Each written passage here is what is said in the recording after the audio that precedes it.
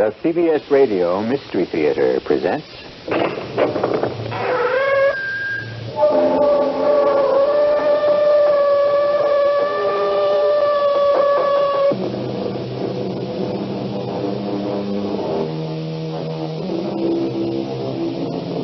Come in. Welcome. I'm E.G. Marshall. In Shakespeare's play, Hamlet asks the question, to be or not to be? For hundreds of years, thinking men have tried to define precisely what we mean by those words, to be or not to be.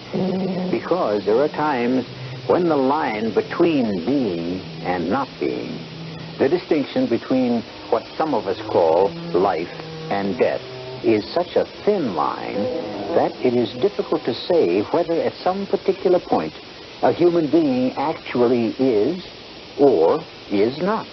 Why did you throw your life away, Jerry? I did no such thing. You were young, handsome, intelligent, a good father, a good husband.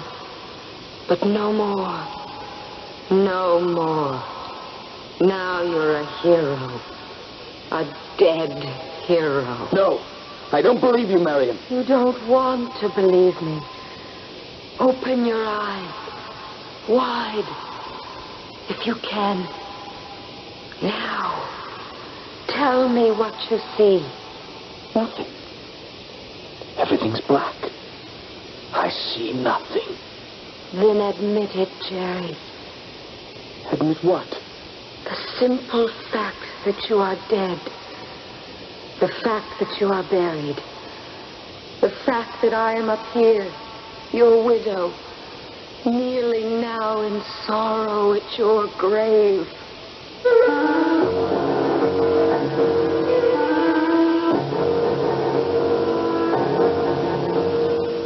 Our mystery drama, One of the Missing, was especially adapted from the Ambrose Bierce classic For the Mystery Theater by Stella and Arnold Moss.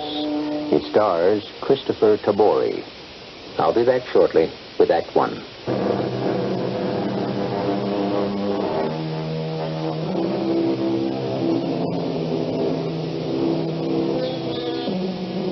It's an insufferably hot day near the end of June. The year is 1864. The place, northern Georgia, in the shadow of an 1,800-foot elevation called Kennesaw Mountain. The Confederate Army has stopped here in retreat from the advancing troops of the Union General William Tecumseh Sherman. In his tent, a Union captain speaks. Private Searing? Sir. And you are Private Daniel Ransom? Yes, sir, I am. You know our position, Searing? Well, I'm not sure, sir. But there's been talk in the ranks that we're getting close to Atlanta. Not more than 20 miles. Yes, sir. You both know what the fall of Atlanta will mean to us. Ransom? I think I do, sir. It could mean the end of the war. We've been ordered to advance upon the enemy, leave him no quarter, no time to rest or to reassemble his troops. General McPherson is a cautious man. We know that, sir. He's not content to obey an order blindly without knowing exactly and specifically what's in front of him. He wants the most complete, the most detailed intelligence possible, and I've been ordered to get it. That's where you two soldiers come in. Yes, sir. We believe the enemy to be in a strong position. You are to pass our own picket lines, travel through the forest, get as near to the enemy's lines as you possibly can. And learn all that we can. Is that correct, sir? Exactly, Searing. Oh, one last word. The outcome of this long, bloody war may well depend on our success or failure in taking Atlanta. We understand that, sir. When do we start? Immediately. If you accomplish this mission this day, the 30th day of June, 1864, may well go down as one of the most important dates in the history of our country. Good luck to you both. In no time at all, Ransom and I were creeping stealthily forward on our hands and knees, past our own men in blue on picket duty, lying in groups of 2 and 4 behind little banks of red earth. Dan, it's got so quiet and peaceful. All of a sudden, Jerry. How do you explain it? Got no idea. How much further do you figure we have to go? No way of telling yet. Why? I don't know. Maybe I'm a little afraid. I don't think I'm quite ready to die. Not just yet. Oh, now, you've never been afraid of anything in your whole life. Any more than I have. Yeah, but this is different. Why is it all so quiet? Just keep your eyes and ears open. Look for everything. Listen for everything. And take your time. Yeah. It's slow going. Oh, we'll get there. Hey, wait a minute. Flatten yourself down. Low as you can get. And don't move. What is it? What do you see? What do you hear? Take a look through that narrow opening in the bushes. And you tell me. Tell me what you see, Dan. A little mound of yellow clay. Not more than 10 feet from here. You know what it is, don't you? Of course. It's one of their rifle pits. But where are the men?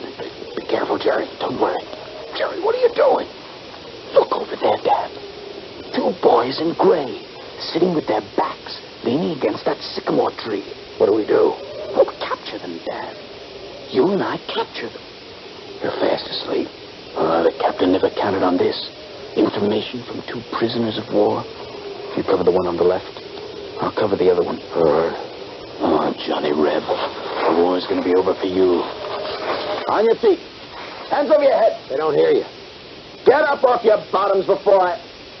What is it? They're not asleep, Dan. They're dead. Come on, let's get moving. Hey, you'll get your head blown off. Keep down. There may be some live ones about. Are you coming? Dan. Hey, Dan, look at this rifle pit. Nobody. There's been nobody in this pit for the last couple of hours.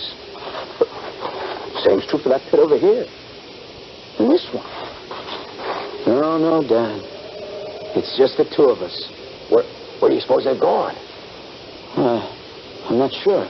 But I'll tell you one thing. We're damn well going to find out.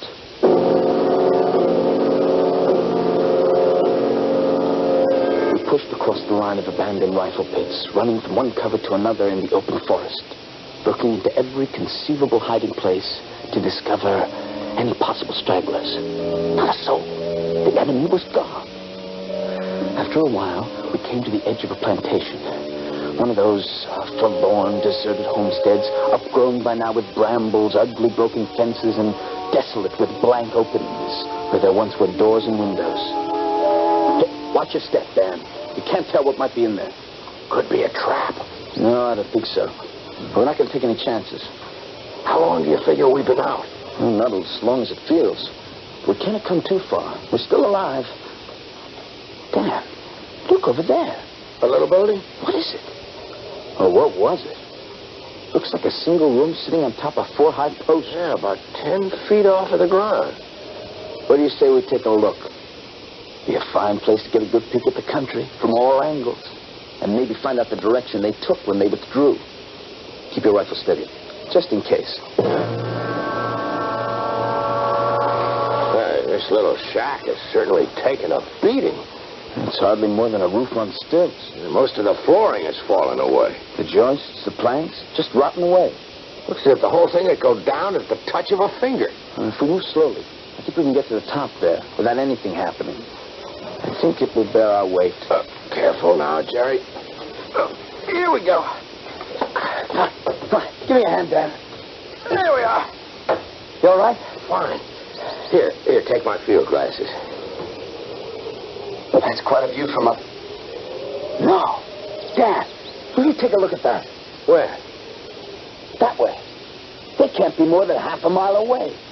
There must be thousands of them on that narrow road. It's their rear guard covering their retreat. See how their gun barrels gleam in the morning sunlight? They're heading south, towards that river. That could be the next stand. Well, we'd better get back to our command as fast as we can and report what we found. Oh, wait a minute. I was just thinking. That's a temptation, a real big temptation. What are you talking about? You remember Missionary Ridge? I wasn't there. Confederate lines were extended all the way from the ridge, straight across the whole Chattanooga Valley, all the way to Lookout Mountain. Just the way they are down there. Jerry, we've got to get back. Long great columns of Confederates slogging down the other side of that mountain road, almost exactly the way they're toiling up this one. And there was this heavy gun of theirs. On top of the mountain? It had been throwing charge after charge of grape at us. When we got to it, the cannon was still hot. Ammunition, right behind it. Jerry, that's all very well, but... I looked into that round, brazen ring of its muzzle, and I knew what I had to do. One last parting shot at them. A peck of iron from their own gun as they swarmed down the mountainside like so many ants. And did you? Just as I'm about to do right now. Oh, you should have seen them scatter. Doesn't the sight of those Rebs tempt you, Danny? To do what? All I have to do is take this beautiful Springfield rifle of mine, put it to my shoulder like this. Jerry, what are you doing? With this old globe sight and this hair trigger, all I have to do is take careful aim, press the trigger ever so gently. Ever so gently. Jerry, put that down. You'll have the whole enemy army down on the two of us. Easiest thing in the world to send 1.25 ounces of lead hissing right through into their midst. Are you out of your mind, Jerry? Put that gun down. It's the business of a soldier to kill. Not now, Jerry. We've got to get back. It also becomes a soldier's habit to kill. What is the matter with you, Jerry? Just one little shot. Jerry, you have gone crazy. One little shot. Jerry, put down that gun. I won't miss. I just draw back the hammer like this. Jerry, don't do it. I set the trigger, aim into the sight carefully like this, and I bring my finger ever so slowly to the hair trigger and...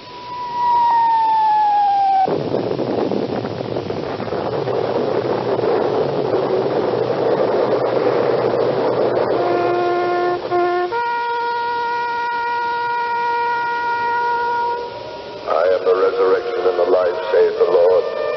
He that believeth in me, though he were dead, yet shall he live. What's happened? I can't open my eyes. Whose voice is that? Sounds like my commanding officer. And whosoever liveth and believeth in me shall never die. I know that my Redeemer lives. Those are the words of the burial service. Who are they burying? And though his body be destroyed, yet will I see God. That huge explosion. That's it. We brought An enemy shell must have hit the frame of the shed Ransom and I was standing on, just as I was about to pull the trigger of my rifle. The Lord gave and the Lord hath taken away. Blessed be the name of the Lord. May the Lord receive the soul of Jerome Searing. They're burying me. Amen. No. It can't be. No. It must not be.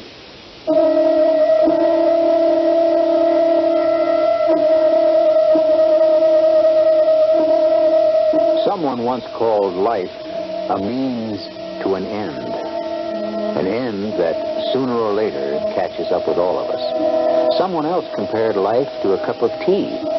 The more deeply we drink of it, the more quickly we reach the dregs. For Private Jerome Searing, the question has become, is the cup still full? Is he still alive? Or by an accident of fate, has he been forced to drain the cup to the very bottom? I shall return shortly with Act 2.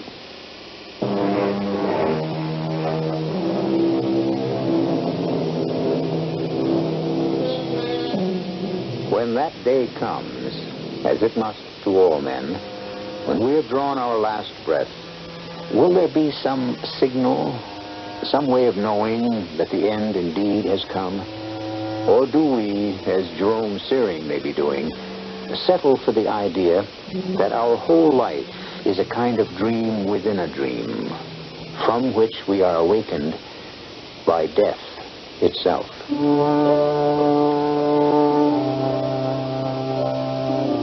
I finally managed to open my eyes. I saw a patch of gray sky rising from a fringe on top of the trees. In the foreground, there was a crazy crisscross pattern of heavy, black, straight lines that blacked out part of the sky. I felt drained, exhausted. Once more, I shut my eyes. I heard what seemed to be the rhythmic breaking of waves upon a beach. Over it, I could hear a familiar voice, repeating over and over again, Jerome Searing.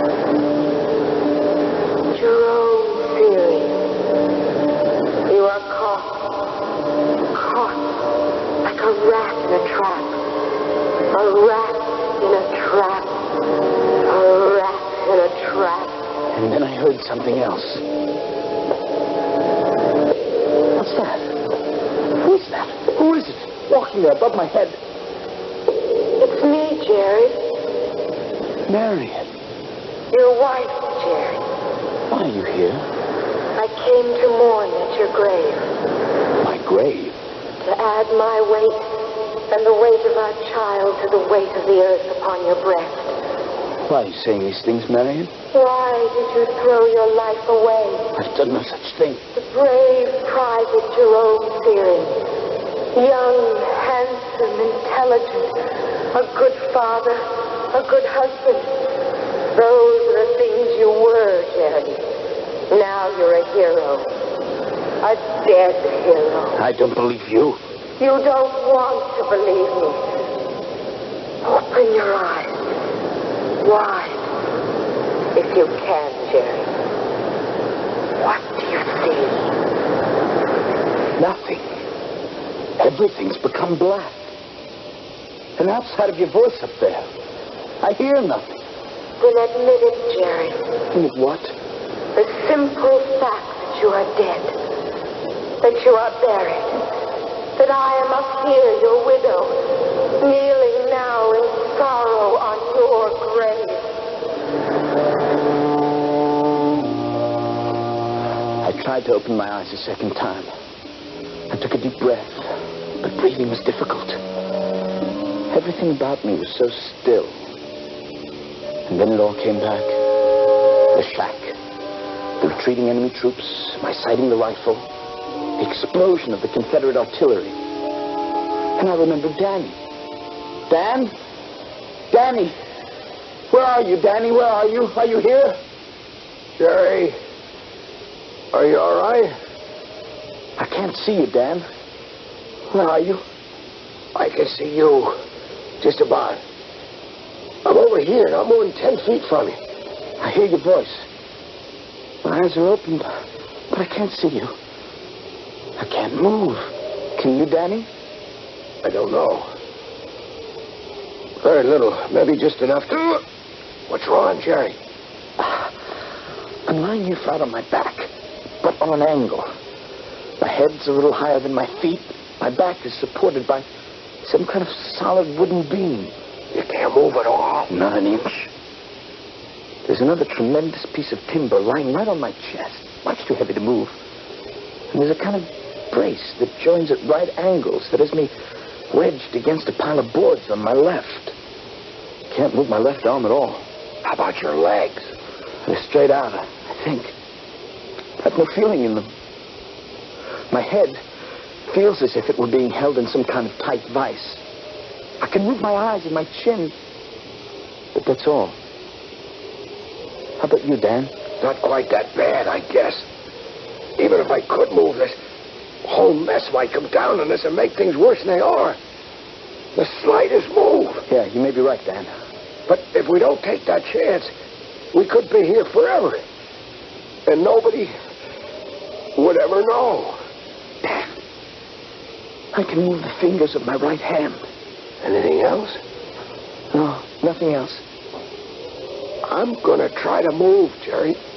I've got a little support here in my back. I may be able to loosen my right leg. Be careful, Dan. I might just be able to push myself. Oh, watch it, Danny. There. I got my hand free. Oh, gee, I'm sorry, Jerry. You all right? Yeah, I'm fine. You? Well, the dirt and the rubble are up to my chin now. Well, one thing is for sure. We can't just lie here like a couple of corpses. We've got to get out and report to headquarters. What'd you just say, Dan? They'll be expecting us. Headquarters will be waiting. No, before that. You said we can't just lie here like a couple of corpses. Well, can we? Answer me, Jerry. Can we?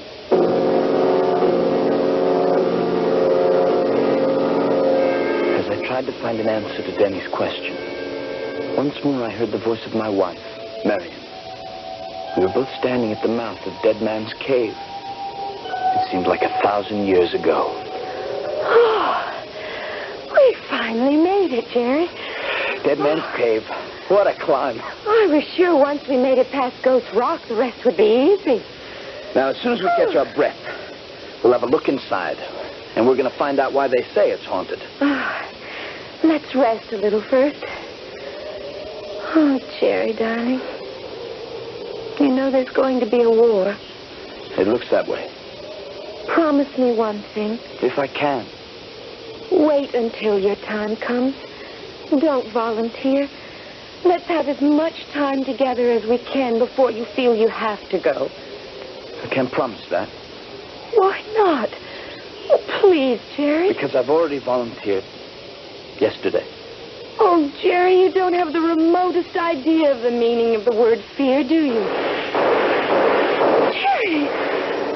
Those shots are coming from inside Dead Man's cave. Who's in there? Whoever you are, come out of there. I'm going in to see. Wait, Jerry. Look up at the mouth of the cave. What is that? A huge ring of black metal is forming a circle around the entrance. Let's get out of here. It's like looking into the muzzle of a giant rifle. Who are you in there? Answer me. You answer me. Private Jerome Searing, you are caught, like a rat in a trap, like a rat in a trap, trap.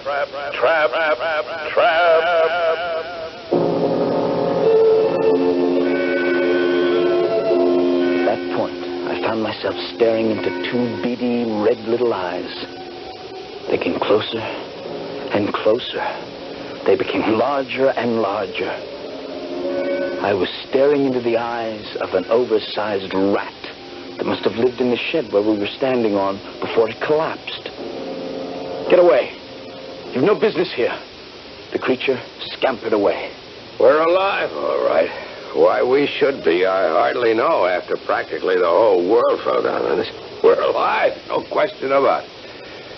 What makes you so sure? Well, you hear me, don't you? Yeah, I hear you. The dead have no voices, Jerry. I'm alive, and you're alive. And we've got to find some way to get out of here. Are you in pain? There may be something wrong with my right hand. There's a sharp, smarting pain there. Can you move your fingers? Try to work them. They feel wet and slippery. I can't see the hand, but I know the sensation. It's running blood. I must have ripped it on a piece of metal where the shed collapsed. How long do you think we've been in here, Dan? I haven't any idea. Seconds? Minutes? Possibly hours? It couldn't have been too long. The dust is still settling. There's still dust in the air. The way I'm held by these beams, I can't see. Whatever we're going to do, Jerry, we'd better get some rest first. We'll need every ounce of strength we've got. That's a good idea, Dan. Some of our boys are sure to stray out here. Either foraging or maybe even looking for it. Yes, of course. And they'll find us, too. Somebody will surely find us. Private Searing, I'm glad I found you. Yes, sir. What took you so long? Well, sir, just as we were about to return to headquarters... Yes? There was this explosion. Everything collapsed, sir. And that's the sum total of your intelligence report? No, sir. The enemy has started to retreat. They're moving southeast toward the river. There must be at least 2,000 of them.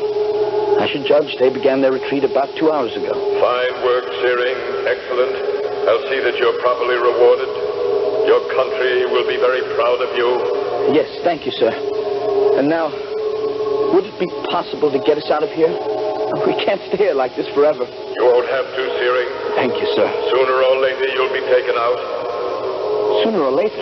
There's nothing we can do at this moment, Private. Too many other things to do. Priorities. You mean you're going to let me stay here? Sorry, Private Searing, there's a war going on. Too many other things to do, too many other things. You leave me here, and I'm as good as dead. As good as dead. Dead. As good as dead. Jerry, wake up. Wake up. What's wrong? I must have been dreaming. How long was I asleep? No idea. I dozed off a bit, too. Oh, if I could only get this right hand free. Then I could try to get this piece of timber off my chest. Oh, but there's not a chance. Jerry, I think some of this junk has moved. It begins to look as though I might have the faintest chance of getting some of this stuff off of me. Can you move at all, Jerry? No, not as much as a hair. Except for the fingers of my right hand. Dan? Yeah? The strangest thing. I couldn't see it before, but now that the sun has risen, Everything's a whole lot clearer. What are you talking about? There's something inches away from my forehead. Pointed right at it. What kind of thing? I'm not sure. It's something like a ring of black shining metal. Right in front of my eyes. How big can you see? It's so close, it's hard to tell. I think I know what it is, Danny. It's my rifle. What? It's the muzzle of my rifle. The barrel's being held in place by the debris and rubbish. The gun is still cocked, just as it was when I was about to fire it. The slightest movement, the slightest touch on the trigger will set it off. And it's aimed at the exact center of my forehead.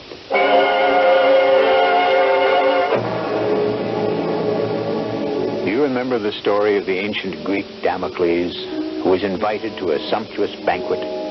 As he dined, without a care in the world, he happened to look up above his head to discover a sharp-edged sword dangling by a single hair directly over his head.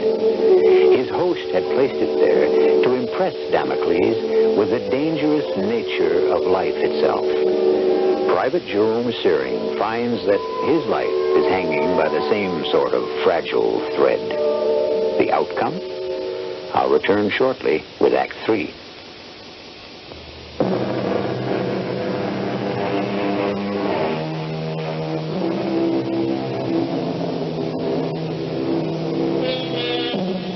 Ambrose Bierce, the author of One of the Missing, cynically defined man as an animal so lost in contemplation of what he thinks he is that he tends to overlook what he really ought to be. And among man's chief occupations, he added, is the extermination of other animals, his own species included.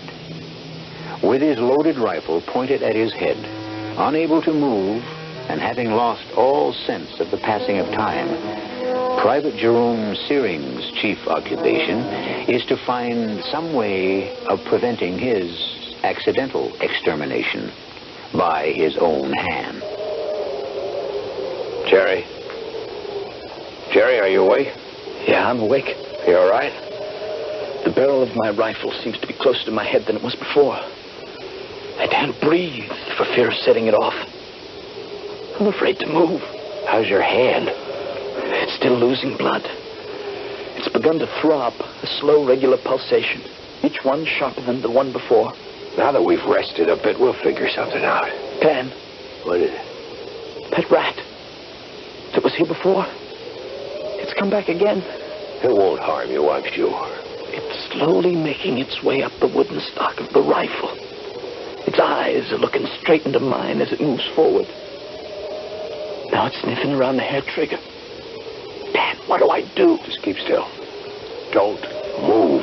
If its nose or tail so much as touches the trigger, I'm not afraid to die, Dan. But not this way. Not like this. He was not afraid to live dangerously. He was not afraid to die. What was I hearing? Where was that voice coming from? Private Jerome Searing, cut off from his fellows by an accident of destiny, did not fear to yield to the ultimate act of courage that brought him to his fatal end. Those words made no sense. I was not dead. Yet, I was still very much alive. And all the time, I listened to the drone of that voice. I kept my eyes glued onto that loathsome little animal that was sniffing its slow way up along the rifle stock. A flick of its tail, and I'd be gone. Then suddenly it stopped, turned around, scampered off. With the free fingers of my torn and bleeding hand, moving nothing else but my eyes, I groped for whatever might be in reach. Dan, something's happened. What is it? My fingers have touched a strip of board, a building lath of some kind. I can just barely touch it. Where is it, Jerry? Right alongside my body. If I can just bend my elbow as much as an inch, I think I might be able to get hold of it with the tips of my fingers. Well, if you can do that. Then I might be able to work it upward. That's to say backward, toward me. Far enough to lift the end of it and try to push the rifle away from my head. Try, Jerry. You've got to try. If the worst happens, And I can't push the gun away. If it's wedged too tightly into the ground, I can always try to touch the strip of board to the trigger itself. What kind of solution is that? It may be the only one that's left, Danny. My fingers reached out for the length of wood. Slowly, the real world began to come into focus once again. Here in this confusion of timber and boards, this was the sole universe. The only thing that was. Here was immortality in time. Forever and ever. Jerry, something's happened over here. What? If I'm very careful, I think I may be able to loosen some more of this stuff around me. I'm going to push down with my hands, very gently, against the ground, and come out backwards. I hope. A stone, a pebble, a clump of earth dropped against this trigger would be the end of me. And maybe of both of us. I know that, Jerry. I'll be as careful as I can. Wait a minute. If by some miracle you can get out of this mess without sending a bullet through the middle of my head, you leave me here, just as I am, while you hurry back to headquarters, is that it? I didn't say that. Not in so many words. Then you deliver to the captain the intelligence report of the enemy movements that you observed, that you discovered, and you, Private Ransom, great hero that you are promoted in the field and become Lieutenant Ransom. Is that it, Danny? I don't know what you're talking about. Meantime, poor unfortunate Private Searing lies buried under this pile of garbage with the inside of his head scattered all over the place. Too bad. Just one of them missing. If any of what you're saying were true, Jerry, just exactly what could you do to prevent it? At the moment, not a blessed thing. I suppose if this rifle of mine should go off while you're getting out of here, you might call it an accident of fate, wouldn't you? What would you call it, Private Searing? I would call it plain and simple murder.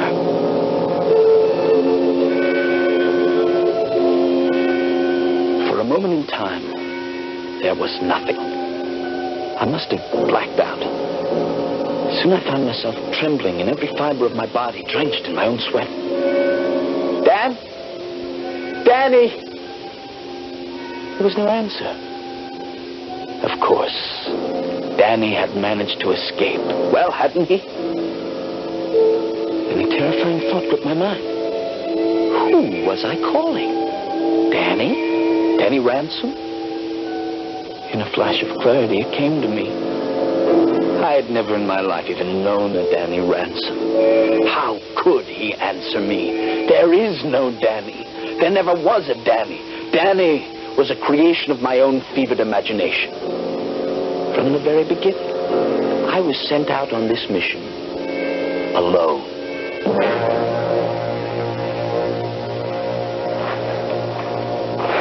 Detail, halt! Men, we've now spent 2 whole days in search of Private Searing.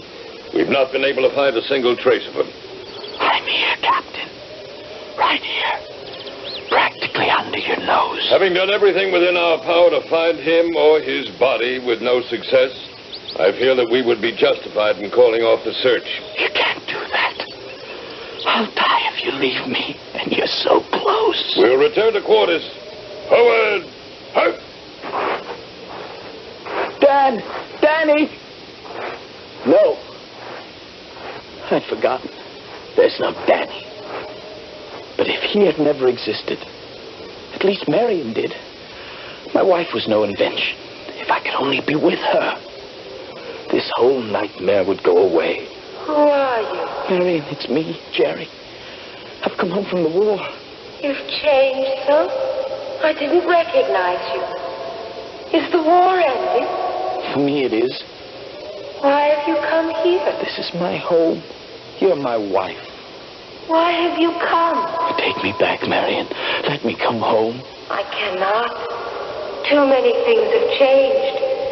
You'll have to excuse me now. It's begun to rain. Don't leave me. I have so many things to do. Please don't try to stop me. I'm due somewhere. Somewhere very important. Where do you have to go? This bouquet of flowers. Very important. Goodbye, Jerome. I'm going to go with you, wherever it is. If you like, Jerome. If you like. Where are we, Marion? Don't you recognize the place? It's the old burial ground, next to the church. Would you like to stand under my umbrella? The rain is coming down harder. No, I'm fine the way I am.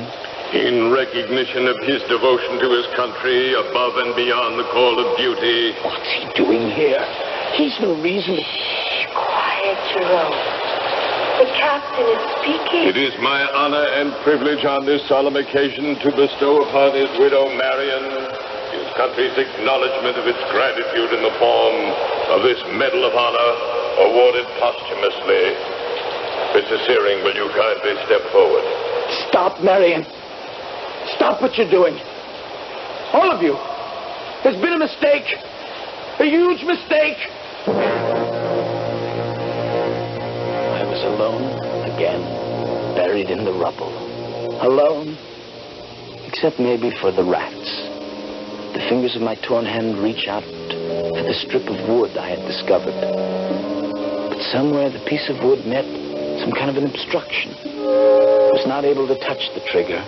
The black mouth of that rifle is still growing sharper and sharper. I can already feel the track of the bullet burning its way into my head. 6 o'clock? Morning? Evening? What difference does it make? Oh, come on, hand, do something. Get that stick to touch off the trigger of the rifle. Good, hand, good. Now touch the trigger. Stick. Touch it. What happened? I set the trigger off, but there's been no shot. No! No! No!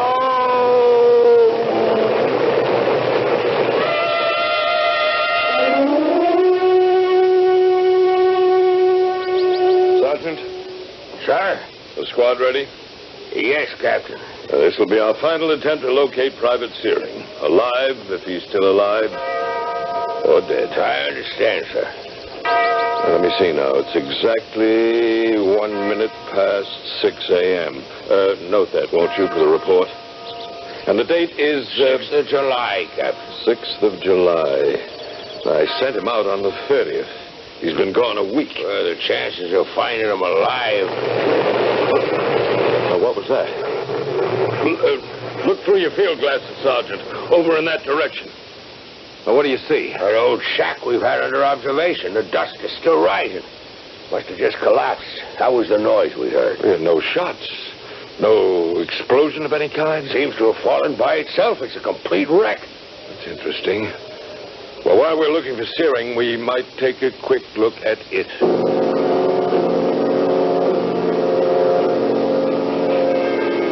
Sergeant. Sergeant, will you come here, please? Look there. Is that him? I almost didn't recognize him. He's so covered with dust. I've seen a good many dead men. None ever with a face of that color. The cheeks are falling in. The temples are sunken. Look at the mouth. The upper lip pulled back, showing his clenched teeth. Here, give me a hand here. Let's try to get him out. Here we go. Yeah, that was easier than I thought it would be.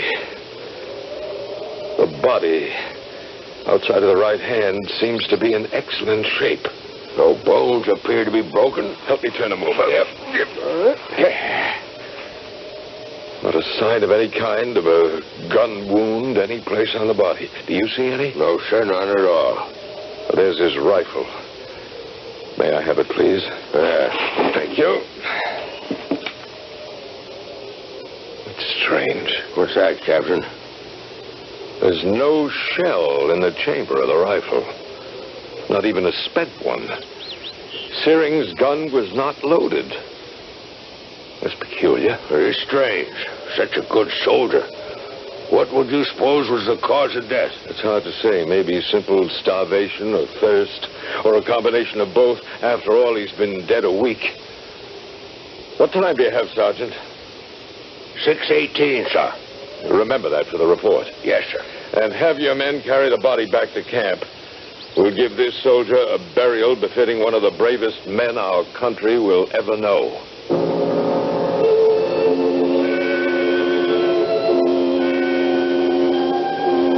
You were right, Captain. In my first excitement, good soldier that I was supposed to be, I did forget to load my rifle. I remember that now.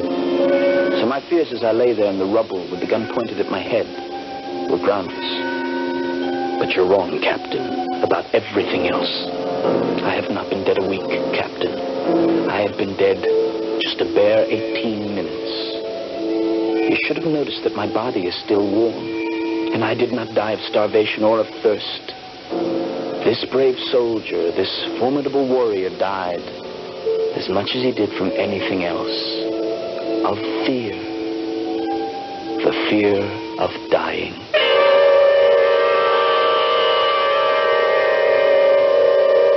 We know that the feeling of love and the feeling of hatred are very often confused. That the line that separates our feelings of love and hatred can be a very thin one. By the same token, the distinction between fear and courage can be equally narrow. When we think a person is motivated by the noblest kind of courage and bravery, it might just be possible that the driving factor is nothing more than fear, as in the case of Private Jerome Searing. I'll be back shortly.